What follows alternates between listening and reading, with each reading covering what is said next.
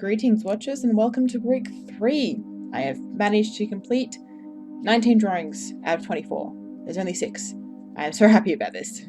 So, for day 13, we have strawberries and cream. So, when I think of a strawberry, I think pink stuff. When I think of cream, I think white. When I put those together, I think of galahs. So, I decided to draw a galah. I wasn't quite sure what I wanted the composition to be. I liked this pose, but I couldn't get it to work. So I went back to my original sketch and refined that one. I put the Dandenong Ranges in the background, as I like incorporating mountains from Australia in this series, apparently, and from there just kind of detailed the galah.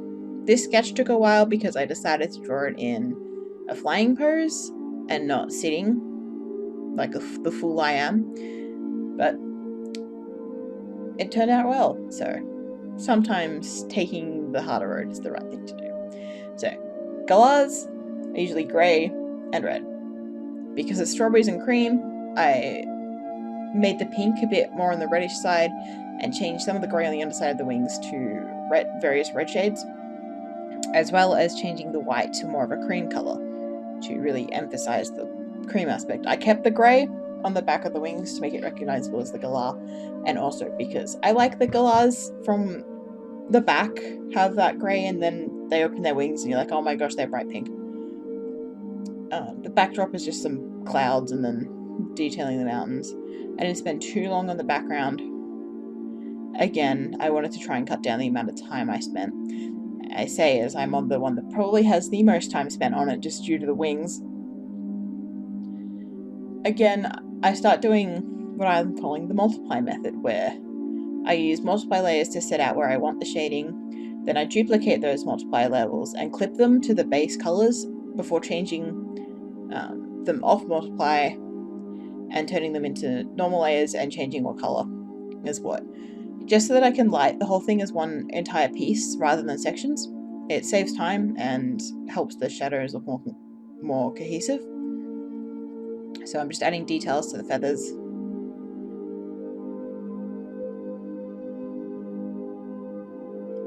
Then there's nothing much really left.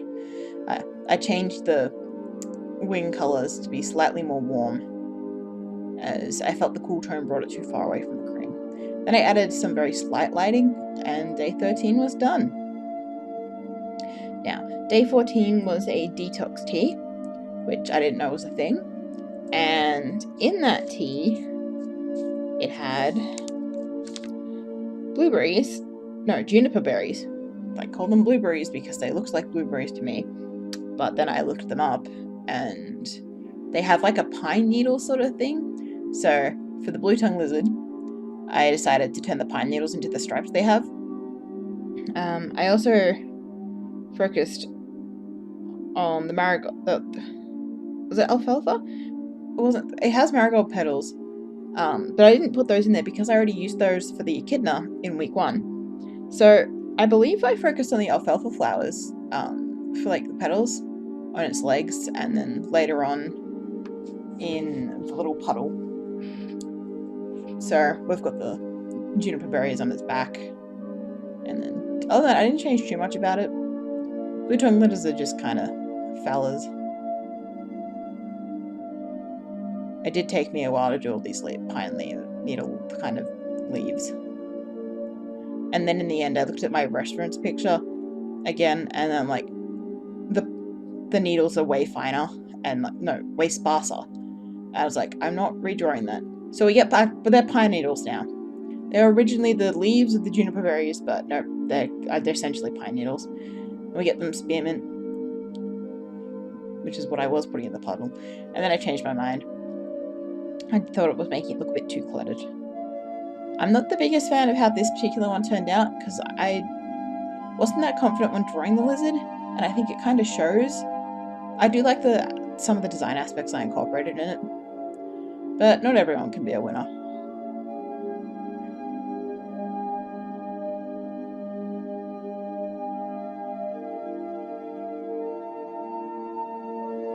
Yeah, and I gave it some texture instead of drawing every individual scale.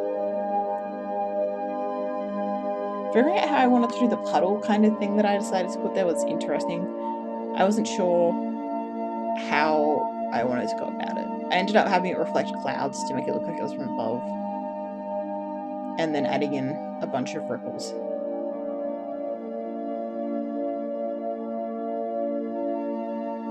And then that one was done.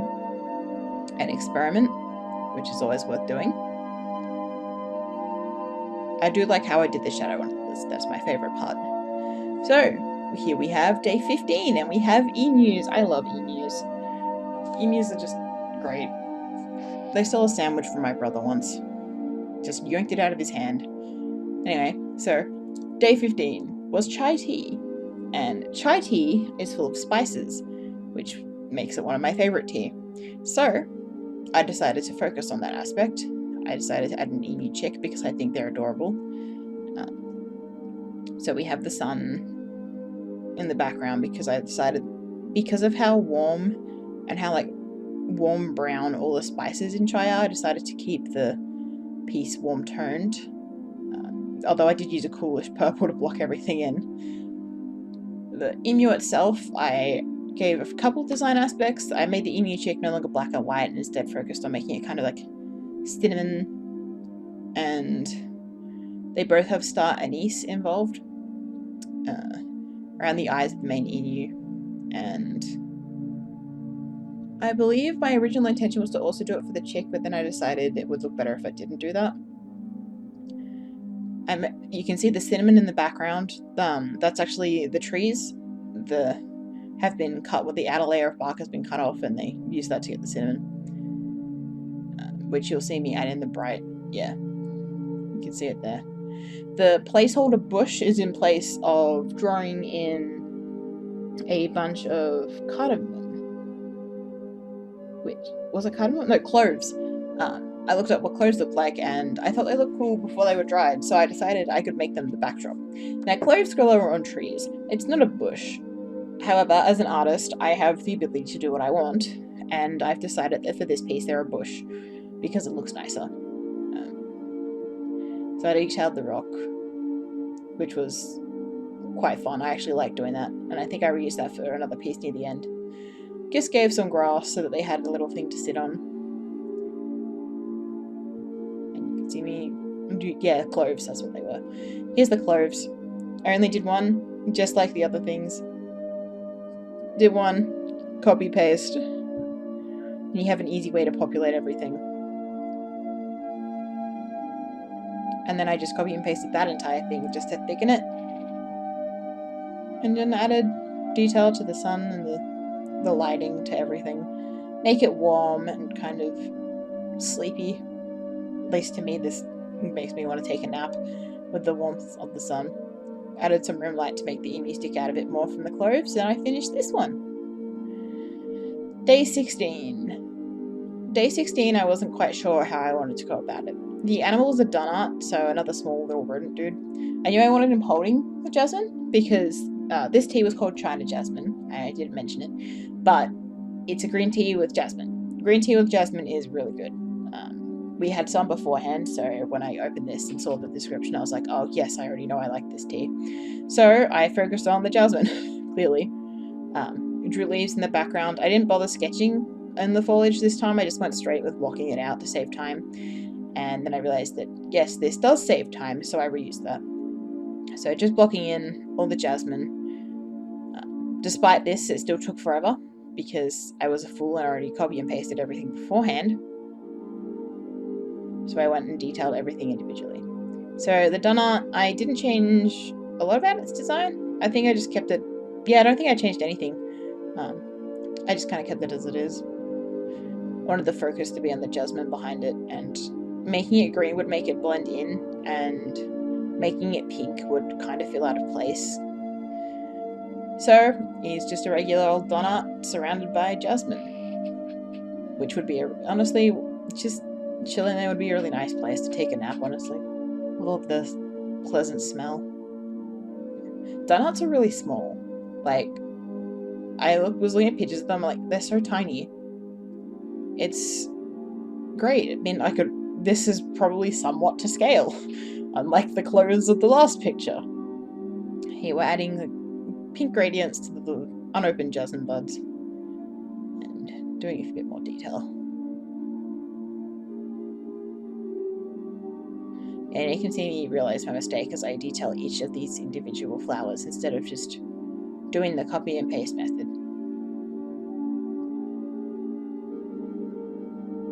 And then you can see me realize my mistake once again as I detail each individual plant.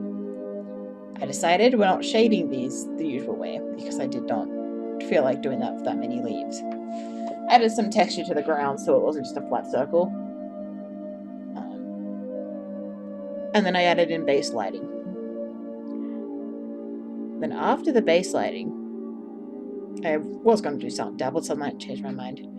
I finished up the done art before I added in some harsh highlights to various aspects of the plants just to make them look a bit more 3D.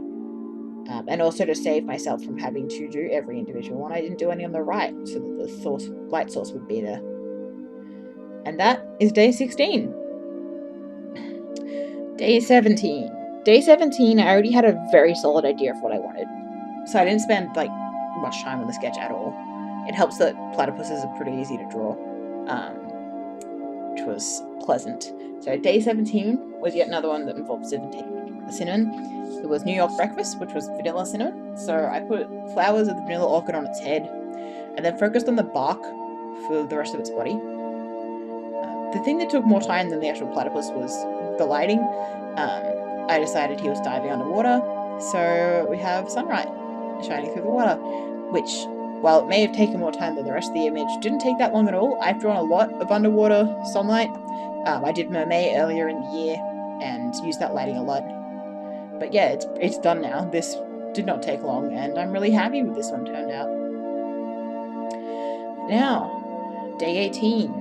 We have a numbat. Numbat's cute. This tea had beetroot in it. This tea, I can't quite remember what it's called, something like turmeric ginger ninja, had beetroot in it. I haven't drank it yet. I'm mildly scared too because I don't like beetroot. But it did mean I got to use pink in the image, which was nice.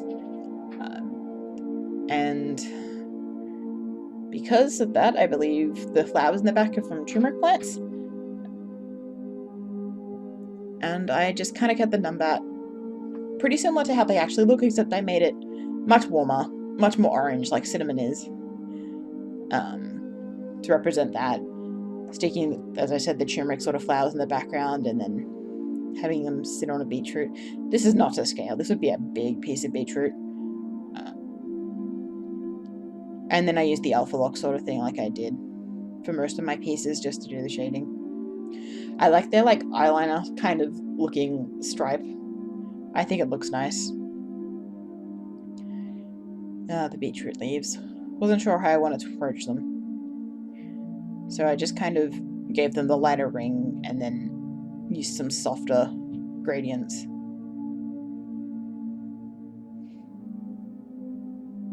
Yeah, the turmeric flower was just a matter of detailing and then copying and pasting it to make it fit, and then figuring out how I wanted to do the center. Thankfully, the numbat covers up most of it. So we gave it some lighting, and then day 18 was done.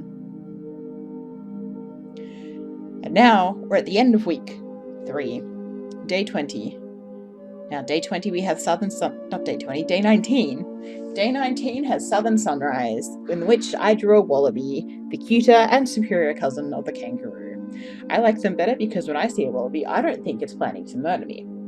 I think they're adorable. Kangaroos, on the other hand, I look at them and go, they could kill me in 2 seconds, which is probably true. So I decided to put the grapefruit from the tea as the sun, as I thought that could be fun, and then made the colours of the sky somewhat dawn-like, feathering out the sun's rays and adding some stars to the top, just to indicate that it's only just become light. Detailing the grapefruit was fun. I had a rough textured brush that I used rather than detailing each individual juice cell. Is that what they're called? That's what they're called now. And then the tea also contained hibiscus, so I added the red from that to the wallaby and gave it some markings to represent the stamen flower bit, the bit that sticks out of the flower. And other than that, this was pretty straightforward. Gave some rocks the texture. Used the same shading technique from before. And then giving it some lighting. And with this, day 19 is complete, and so is week 3. I hope you enjoyed this. I am quite surprised that I managed to make it this far. I only have about 6 days left. 5 days. And yeah, that'll be pretty good. I'll try my hardest to get the final lot of these out and uploaded by Christmas Eve. Enjoy your holidays.